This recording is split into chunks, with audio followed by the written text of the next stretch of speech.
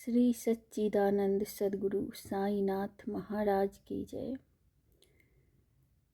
आज हम श्री साई सच्चरित्र के अध्याय 7 का पाठ करेंगे, जिसमें श्री साईं बाबा के अद्भुत अवतार, श्री साईं बाबा की प्रकृति, उनकी यौगिक क्रियाएं, उनकी सर्वव्यापकता, कुष्ठ रोगी की सेवा, खापरडे के पुत्र को प्लेग, पंढरपुर गमन और अद्भुत अवतार का वर्णन किया गया है। श्री साईं बाबा समस्त यौगिक क्रियाओं में पारंगत थे। 6 प्रकार की क्रियाओं के तो वे पूर्ण ज्ञाता थे।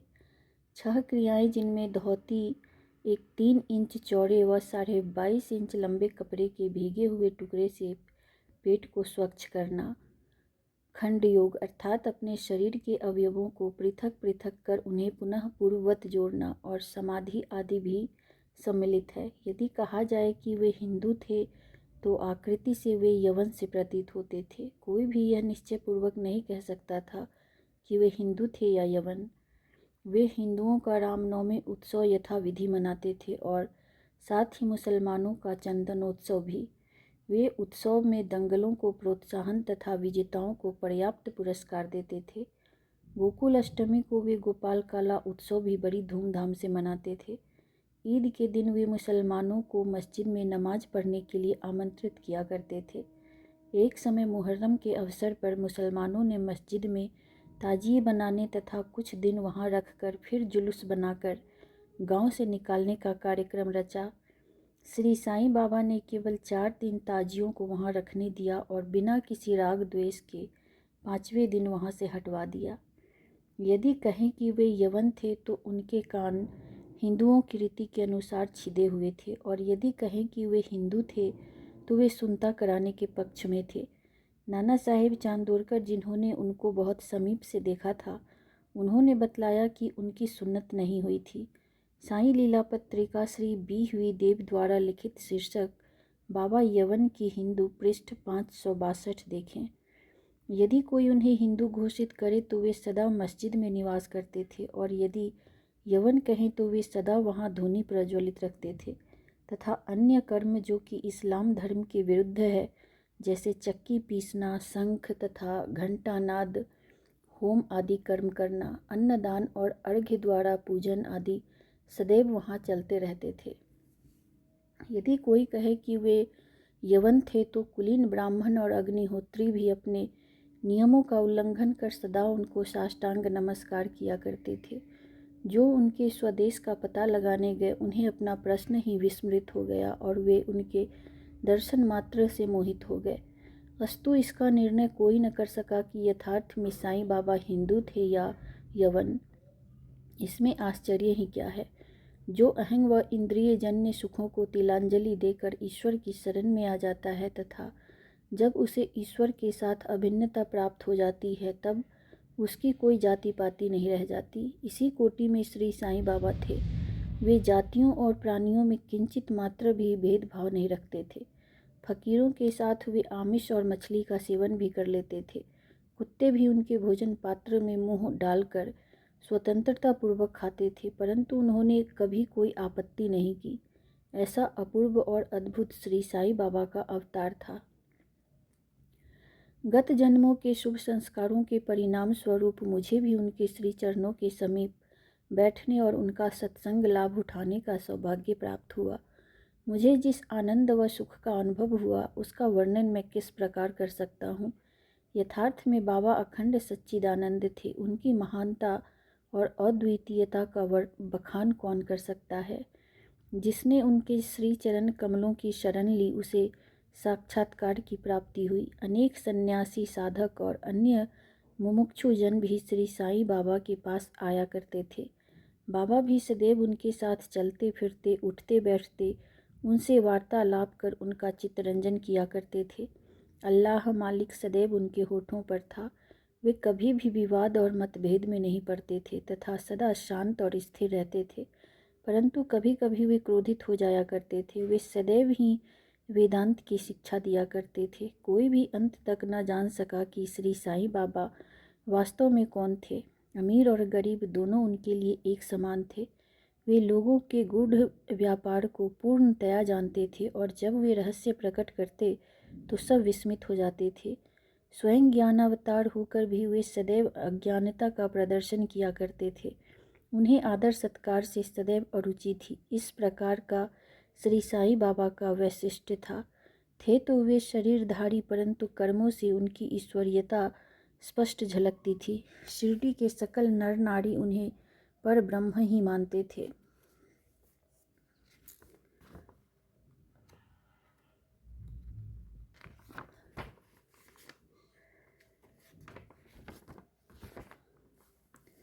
विशेष एक, श्री साईं बाबा के एक अंतरंग भक्त महालसापति, जो कि बाबा के साथ मस्जिद तथा चावड़ी में शयन करते थे, उन्हें बाबा ने बतलाया था कि मेरा जन्म पाथर्डी के एक ब्राह्मण परिवार में हुआ था। मेरे माता पिता ने मुझे बाल्यावस्था में ही एक फकीर को सौंप दिया था। जब यह चर्चा चल रही थी तभी पाथर्डी से कुछ लोग वहां आए तथा बाबा ने उनसे कुछ लोगों के संबंध में पूछताछ भी की। 2. श्रीमती काशीबाई कानेटकर, पूना की एक प्रसिद्ध विदुषी महिला ने साईं लीला पत्रिका भाग 2 सन 1934 के पृष्ठ 79 पर अनुभव नंबर 5 में प्रकाशित किया है कि बाबा के चमत्कारों को सुनकर हम लोग अपनी ब्रह्मवादी संस्था की पद्धति के अनुसार विवेचना कर रहे थे। विवाद का विषय था कि श्री साईं बाबा ब्रह्मवादी हैं या वाममार्गी। कालांतर में जब मैं शिरडी गई तो मुझे इस संबंध में अनेक विचार आ रहे थे। जैसे ही मैंने मस्जिद की सीढ़ियों पर पैर रखा कि बाबा उठकर सामने आ गए और अपने हृदय की ओर संकेत कर मेरी ओर घूरते हुए क्रोधित हो बोले, यह ब्राह्मण है, शुद्ध ब्राह्मण, इसे वाम मार्ग से क्या प्रयोजन। यहाँ कोई भी यवन प्रवेश करने का दुस्साहस नहीं कर सकता और न ही वह करे। पुनः अपने हृदय की ओर इंगित करते हुए बोले, यह ब्राह्मण लाखों मनुष्यों का पथ प्रदर्शन कर सकता है और उनको अप्राप्य वस्तु की प्राप्ति करा सकता है। यह ब्राह्मण की मस्जिद है, मैं यहाँ किसी वाम मार्गी की छाया भी न पड़ने दूंगा। बाबा की प्रकृति। मैं मूर्ख जो हूँ, श्री साईं बाबा की अद्भुत लीलाओं का वर्णन नहीं कर सकता। शिरडी के प्रायः समस्त मंदिरों का उन्होंने जीर्णोद्धार किया। श्री तात्या पाटिल के द्वारा शनि, गणपति, शंकर पार्वती, ग्राम्य देवता और हनुमान जी आदि के मंदिर ठीक करवाए। उनका दान भी विलक्षण था। दक्षिणा के रूप में जो धन एकत्रित होता था उसमें से वे किसी को 20 रुपये, किसी को 15 रुपये या किसी को 50 रुपये इस प्रकार प्रतिदिन स्वच्छंदतापूर्वक वितरण कर देते थे। प्राप्तिकर्ता उसे शुद्ध दान समझता था। बाबा की भी सदैव यही इच्छा थी कि उसका उपयुक्त रीति से व्यय किया जाए। बाबा के दर्शन से भक्तों को अनेक प्रकार का लाभ पहुंचता था। अनेकों निष्कपट और स्वस्थ बन गए, दुष्टात्मा पुण्यात्मा में परिणत हो गए, अनेकों कुष्ठ रोग से मुक्त हो गए और अनेकों को मनोवांछित फल की प्राप्ति हो गई। पंगुओं की पंगुता नष्ट हो गई, उनकी कीर्ति दूर दूर तक फैलती गई और भिन्न भिन्न स्थानों से यात्रियों के झुंड शिरडी आने लगे। बाबा सदा धुनी के पास ही आसन जमाए रहते और वहीं विश्राम किया करते थे। वे कभी स्नान करते और कभी स्नान किए बिना ही समाधि में लीन रहते थे। वे सिर पर एक साफा, कमर में एक धोती और तन ढकने के लिए एक अंगरखा धारण करते थे। प्रारंभ से ही उनकी वेशभूषा इसी प्रकार थी। अपने जीवन काल के पूर्वार्ध में वे गांव में चिकित्सा कार्य भी किया करते थे। रोगियों को निदान कर उन्हें औषधि भी देते थे और उनके हाथ में अपरिमित यश था। इस कारण से वे अल्पकाल में ही योग्य चिकित्सक विख्यात हो गए। यहाँ केवल एक ही घटना का उल्लेख किया जाता है जो बड़ी विचित्र सी है।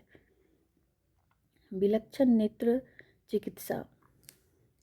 एक भक्त की आंखें बहुत लाल हो गई थी, उनमें सूजन भी आ गई थी। शिरडी सरीखे छोटे ग्राम में डॉक्टर कहाँ।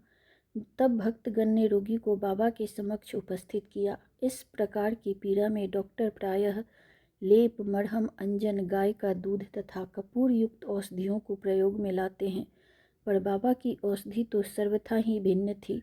उन्होंने भिलावा पीसकर उसकी 2 गोलियां बनाई और रोगी के नेत्रों में एक एक गोली चिपकाकर कपड़े की पट्टी से आंखें बांध दी।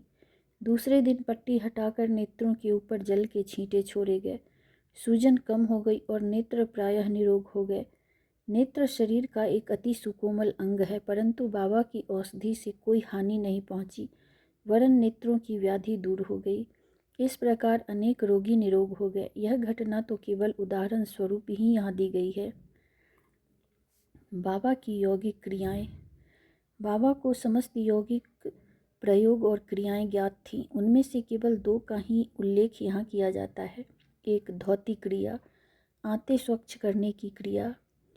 प्रति तीसरे दिन बाबा मस्जिद से पर्याप्त दूरी पर एक वट वृक्ष के नीचे किया करते थे।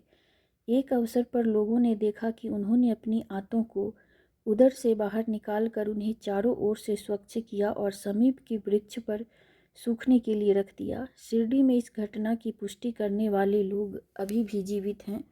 उन्होंने इस सत्य की परीक्षा भी की थी।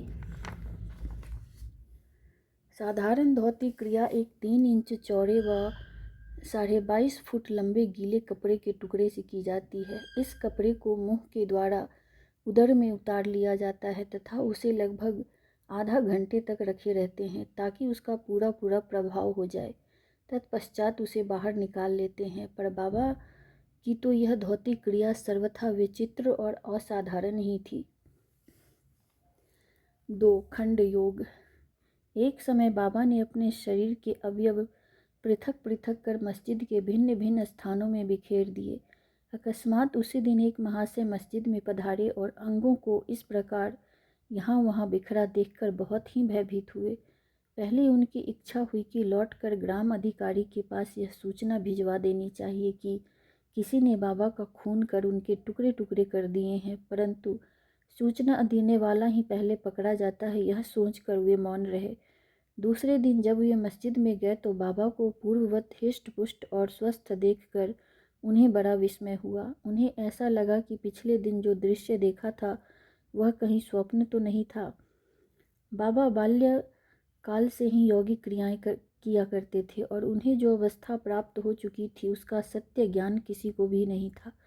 चिकित्सा के नाम से उन्होंने कभी किसी से एक पैसा भी स्वीकार नहीं किया। अपने उत्तम लोकप्रिय गुणों के कारण उनकी कीर्ति दूर दूर तक फैल गई। उन्होंने अनेक निर्धनों और रोगियों को स्वास्थ्य प्रदान किया। इस प्रसिद्ध डॉक्टरों के डॉक्टर, मसीहों के मसीहा ने कभी अपने स्वार्थ की चिंता न कर अनेक विघ्नों का सामना किया तथा स्वयं असहनीय वेदना और कष्ट सहन कर सदैव दूसरों की भलाई की और उन्हें विपत्तियों में सहायता पहुंचाई। वे सदा पर कल्याणार्थ चिंतित रहते थे। ऐसी ही एक घटना नीचे लिखी जाती है जो उनकी सर्वव्यापकता तथा महान दयालुता की द्योतक है। बाबा की सर्वव्यापकता और दयालुता। सन 1910 में बाबा दीपावली के शुभ अवसर पर धूनी के समीप बैठे हुए अग्नि ताप रहे थे तथा साथ ही धूनी में लकड़ी डालते जा रहे थे। धूनी प्रचंडता से प्रज्वलित थी। कुछ समय पश्चात उन्होंने लकड़ियां डालने के बदले अपना हाथ धूनी में डाल दिया। हाथ बुरी तरह से झुलस गया। नौकर माधव तथा माधवराव देशपांडे ने बाबा को धूनी में हाथ डालते देखकर तुरंत दौड़कर उन्हें बलपूर्वक पीछे खींच लिया। माधवराव ने बाबा से कहा, देवा, आपने ऐसा क्यों किया?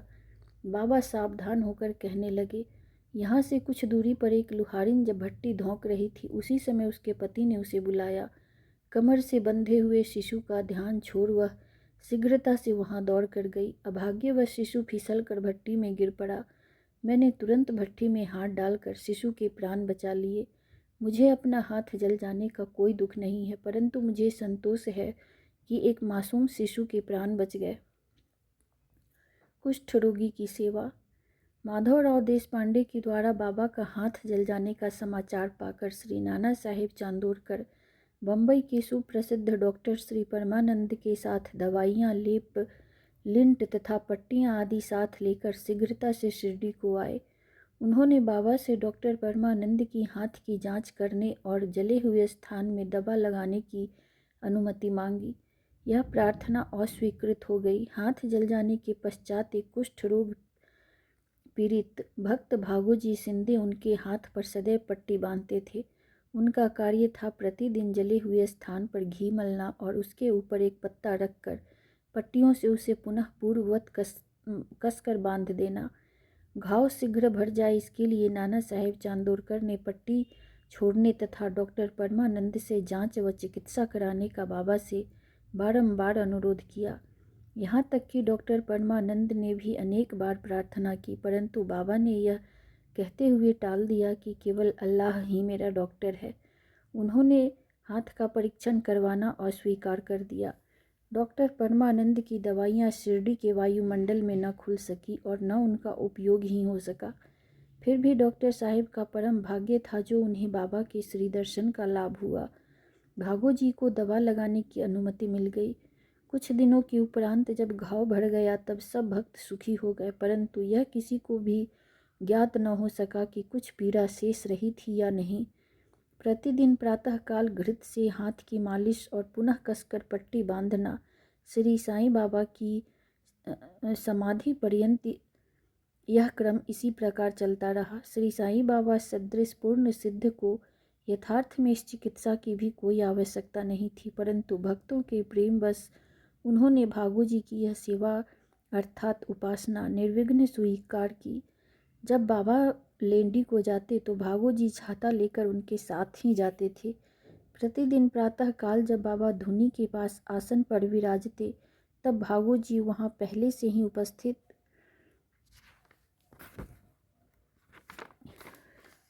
रहकर अपना कार्य प्रारंभ कर देते थे। भागो जी ने पिछले जन्म में अनेक पाप कर्म किए थे, इस कारण वे कुष्ठ रोग से पीड़ित थे। उनकी उंगलियां गल चुकी थीं और शरीर पीप आदि से भरा हुआ था, जिससे दुर्गंध भी आती थी। यद्यपि बाह्य दृष्टि से वे दुर्भागी प्रतीत होते थे, परंतु बाबा का प्रधान सेवक होने के नाते यथार्थ में वे ही अधिक भाग्यशाली तथा सुखी थे। उन्हें बाबा के सानिध्य का पूर्ण लाभ प्राप्त हुआ। बालक खापर्डे को प्लेग। अब मैं बाबा की एक दूसरी अद्भुत लीला का वर्णन करूंगा। श्रीमती खापर्डे अमरावती के श्री दादा साहेब खापर्डे की धर्मपत्नी अपने छोटे पुत्र के साथ कई दिनों से शिरडी में थी। पुत्र तीव्र ज्वर से पीड़ित था। पश्चात उसे प्लेग की गिल्टी भी निकल आई। श्रीमती खापर्डे भयभीत हो बहुत घबराने लगी और अमरावती लौट जाने का विचार करने लगी। संध्या समय जब बाबा वायु सेवन के लिए वाड़े, अब जो समाधि मंदिर कहा जाता है, के पास से जा रहे थे, तब उन्होंने उनसे लौटने की अनुमति मांगी तथा कंपित स्वर में कहने लगी कि मेरा प्रिय पुत्र प्लेग से ग्रसित हो गया है, अतः अब मैं घर लौटना चाहती हूँ। प्रेम पूर्वक उनका समाधान करते हुए बाबा ने कहा, आकाश में बहुत बादल छाए हुए हैं, उनके हटते ही आकाश पूर्ववत स्वच्छ हो जाएगा। ऐसा कहते हुए उन्होंने कमर तक अपनी कफनी ऊपर उठाई और वहां उपस्थित सभी लोगों को अंडों के बराबर 4 गिल्टियां दिखाकर कहा, देखो मुझे अपने भक्तों के लिए कितना कष्ट उठाना पड़ता है, उनके कष्ट मेरे हैं। यह विचित्र और असाधारण लीला देखकर लोगों को विश्वास हो गया कि संतों को अपने भक्तों के लिए किस प्रकार कष्ट सहन करने पड़ते हैं। संतों का हृदय मोम से भी नरम तथा मक्खन जैसा कोमल होता है। वे अकारण ही भक्तों से प्रेम करते और उन्हें अपना निजी संबंधी समझते हैं। पंढरपुर गमन और निवास।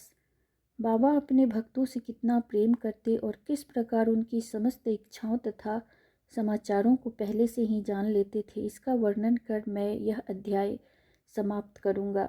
नाना साहेब चांदोरकर बाबा के परम भक्त थे। वे खानदेश में नंदुरबार के मामलतदार थे। उनका पंढरपुर को स्थानांतरण हो गया और श्री साईं बाबा की भक्ति उन्हें फलदायी हो गई, क्योंकि उन्हें पंढरपुर जो भूवैकुंठ अर्थात पृथ्वी का स्वर्ग सदृश ही समझा जाता है, उसमें रहने का अवसर प्राप्त हो गया। नाना साहेब को शीघ्र ही कार्यभार संभालना था, इसलिए वे किसी को पूर्व पत्र या सूचना दिए बिना ही शीघ्रता से शिरडी को रवाना हो गए।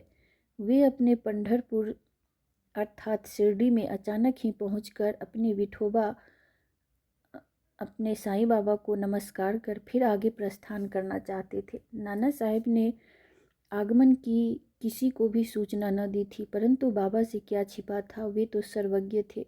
जैसे ही नाना साहेब नीम गांव पहुँचे, जो शिरडी से कुछ ही दूरी पर है, बाबा पास बैठे हुए महालसापति अप्पा शिंदे और काशीराम से वार्तालाप कर रहे थे। उसी समय मस्जिद में स्तब्धता छा गई और बाबा ने अचानक ही कहा, चलो चारों मिलकर भजन करें। पंढरपुर के द्वार खुले हुए हैं, यह भजन प्रेम पूर्वक गाए। पंढरपुरला जायांचे तिथेंच मजला रहांचे घर ते माईया रायांचे। सब मिलकर गाने लगे। भावार्थ, मुझे पंढरपुर जाकर वहीं रहना है, क्योंकि वह मेरे स्वामी ईश्वर का घर है। बाबा गाते जाते और भक्तगण उसे दोहराते जाते थे। कुछ समय में नाना साहेब ने वहां 100 कुटुंब पहुंचकर बाबा को प्रणाम किया। उन्होंने बाबा से पंढरपुर पधारने तथा वहां निवास करने की प्रार्थना की। पाठकों, अब इस प्रार्थना की आवश्यकता ही कहाँ थी। भक्तगण ने नाना साहेब को बतलाया कि बाबा पंढरपुर वास के भाव में पहले से ही थे। यह सुनकर नाना साहेब द्रवित हो श्री चरणों पर गिर पड़े और बाबा की आज्ञा उदी तथा आशीर्वाद प्राप्त कर वे पंढरपुर को रवाना हो गए। बाबा की कथाएं अनंत है। अन्य विषय जैसे मानव जन्म का महत्व, बाबा का भिक्षावृत्ति पर निर्वाह, बाईजाबाई की सेवा तथा अन्य कथाओं को अगले अध्याय के लिए शेष रखकर अब मुझे यहाँ विश्राम करना चाहिए। श्री सद्गुरु साईनाथार्पणमस्तु। शुभम भवतु।